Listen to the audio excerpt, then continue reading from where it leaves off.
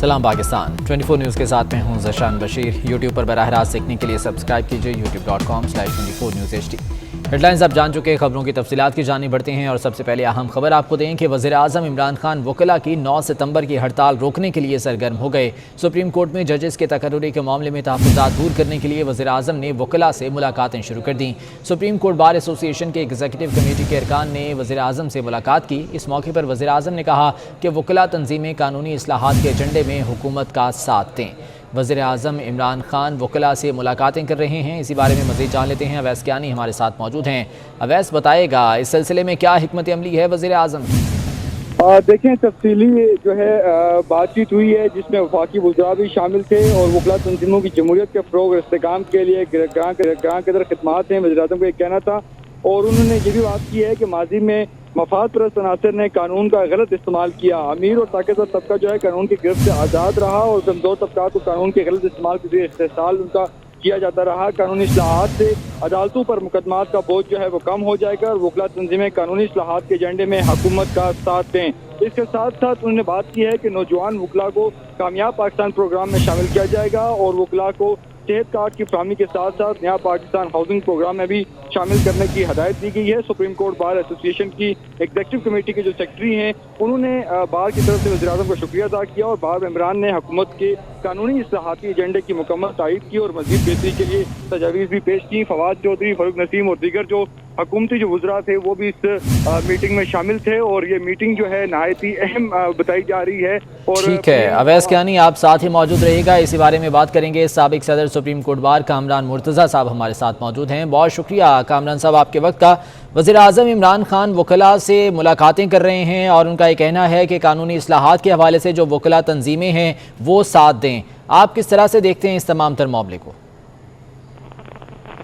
मैंने वो फोटो देखी है जो उनकी मुलाकात हुई है। क्या सर के बगैर धड़ की मुलाकात अगर हो तो मुलाकात कहलाएगी? जिस तरह से वो जो बाइडेन के एक टेलीफोन कॉल को तरस रहे हैं, इस तरह सुप्रीम कोर्ट बार के सदर की मुलाकात को भी वो शायद तरस रहे हैं और इसकी सारा कुछ मैनेज किया गया है। चंद लोग अगर सुप्रीम कोर्ट बार की बॉडी के लोग आके मुलाकात करते हैं तो वो एग्जीक्यूटिव कमेटी की मुलाकात नहीं हुआ करती और सदर के बगैर ऐसी मुलाकात की कोई अहमियत भी नहीं हुआ करती। ये कैसा वज़ीर-ए-आज़म है जिससे सुप्रीम कोर्ट बार का सदर मिलना गवारा नहीं करता और वो जो ना वो बाकी लोगों की मुलाकात को जो ना वो उस तरह से हाईलाइट करवा रहे हैं मीडिया में। तो मेरा ख्याल है कि इससे ज़्यादा जो है ना वो किसी वज़ीर-ए-आज़म की बेइज्जती शायद आज तक कभी भी नहीं होगी कि सुप्रीम कोर्ट बार का सदर उससे मिलने के लिए तैयार। ठीक है कामरान साहब, 9 सितंबर को जो हड़ताल होने के लिए जा रही है वकला की जानिब से कहा गया कि वो पुरअमन एहतजाज भी करेंगे। इस सिलसिले में अगर दीगर हुकूमती वज़रा जो हैं या वज़ीर-ए-आज़म इमरान खान जो हैं वो अगर राब्ता उनकी तरफ से होता है, उनके वज़रा की तरफ से, तो क्या हिकमत अमली होगी? देखिए, जो बाज़ बॉडीज़ हैं वो मुकम्मल इस बात से कंट्रोल रखती हैं और हम सब बार बॉडीज़ के जो उनके डिसीजंस होंगे उसके पाबंद होंगे। हमारा नुक्ता नज़र और भी हो सकता है, इसके अलावा भी हो सकता है, हम उनसे इख्तिलाफ भी कर सकते हैं और वो इख्तिलाफ अगर करेंगी तो वो हमारा बॉडीज़ के अंदर इख्तिलाफ होगा, मगर इसके बावजूद जो फैसला वो करेंगी हम उसके पाबंद।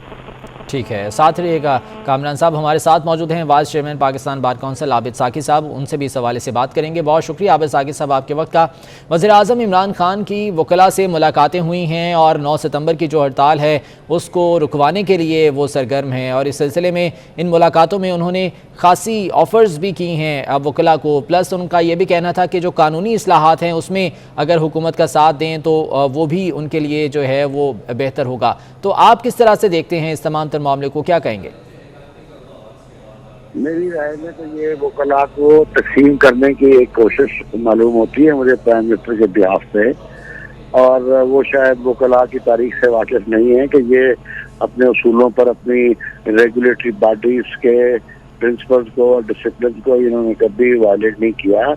और आपका इंडिविजुअल डिसएग्रीमेंट हो सकता है अपनी रेगुलेटरी बॉडी के डिसीजन से, शायद मेरे भी कुछ तहफ़्फ़ुज़ात हों इंफरादी सतह पर, लेकिन we all lawyers as a member of the legal fraternity are bound to follow the decisions of the regulatory bodies, particularly Pakistan bar council.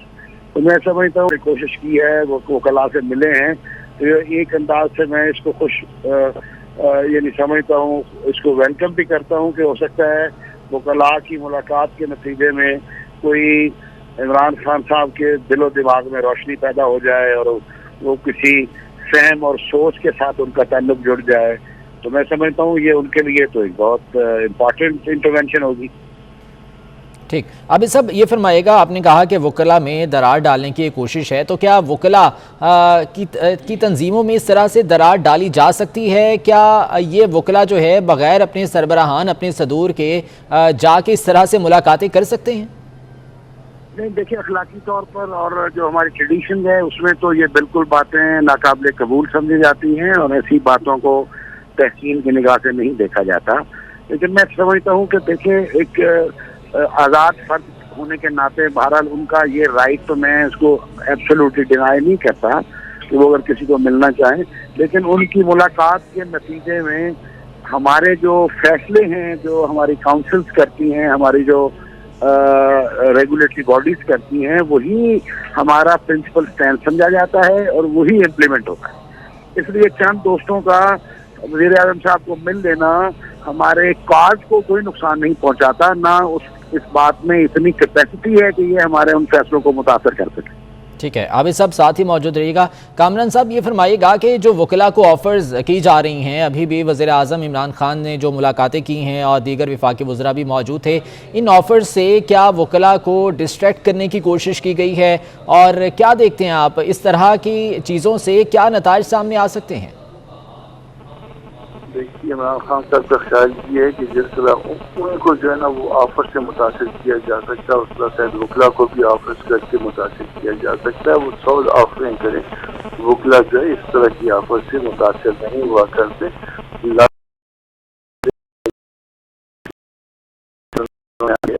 اس سے یقیناً کو یقین دلوا کے ان سے ملاقات کروائی ہوگی تو یہ جو ساتھی سے دوست ملے ہیں. مگر بہرحال جو ہے نا یہ سب لوگ ہم جو ہے یہ سارے ڈیسیجنس کے پابند ہے جو باڈیز کی ہوں گی، اور صدر سپریم کورٹ بار کے بغیر اور اسی طرح سے vice chairman Pakistan bar council کے بغیر اور ان باڈیز کی اجتماعی فیصلے کے بغیر کوئی فیصلہ جو ہے وہ فیصلہ نہیں دلاتا. بہت سارے دوست ایسے ہیں جو تحریک انصاف سے تعلق رکھتے ہیں، وہ جائیں ملتے رہیں، مگر ان کے ملنے سے اس ملنے کے حق کو تو ہم ان کو نہیں روک سکتے. وہ اپنی پرسنل کیپیسٹی میں ملے ہیں، کسی باڈی کی سطح پہ کوئی نہیں ملا. وہ اس کا تعلق باڈی کی ساتھ بھی ہو سکتا ہے. فرض کریے کہ میں اگر وہاں کونسل کا ممبر تھا تو میں جا کے اگر کسی سے ملتا ہوں تو اس کا مطلب یہ نہیں ہے کہ میں اس کو ملنا جو ہے میرا وہ اس تعلق کو یا اس باڈی کے فیصلے کو ظاہر کرتا ہو.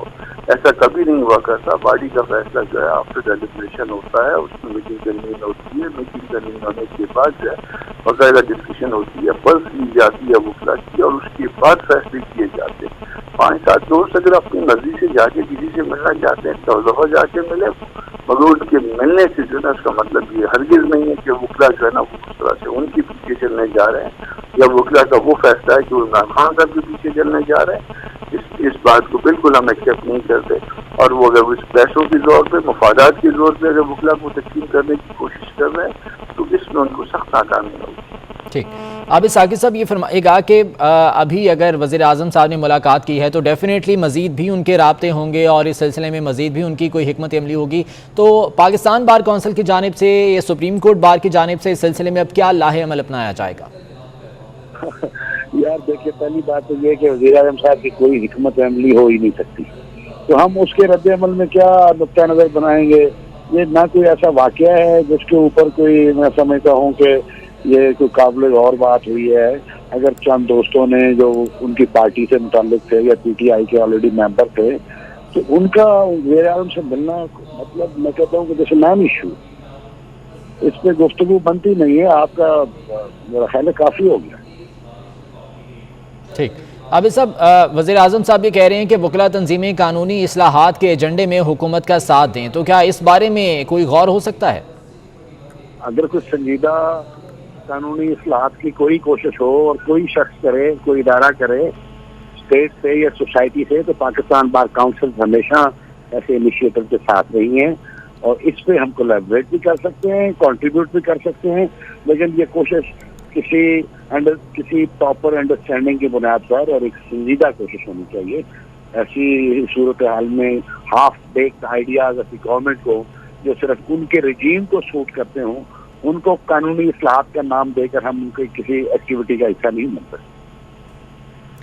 اب اسحاقی صاحب یہ بتائے گا کہ ججز سکروری کے معاملے میں جو وکلاء ساتھ دے رہے ہیں ان کے لیے اتنی زیادہ اگر آفرز کی جا رہی ہیں یا ان کے لیے اگر خزانے کے منہ کھولے جا رہے ہیں تو اس کے پیچھے کیا وجہ ہو سکتی ہے؟ دیکھیں اپنی مرضی کے بندوں سے یعنی اداروں میں جو انڈکشن ہے یا اپنے آپ کو سیکیور اور سیف کرنے کی جو حکومت کی منشا اور مقصد ہے تو وہ اپنے ان معاملات اور ان ترجیحات کی بنیاد پر میرا خیال ہے یہ ایسے اقدامات کرتے رہتے ہیں جن کا کوئی نہ قومی مفاد ہے نہ کسی قومی سطح پر کسی چیز سے کسی کا تعلق ہے.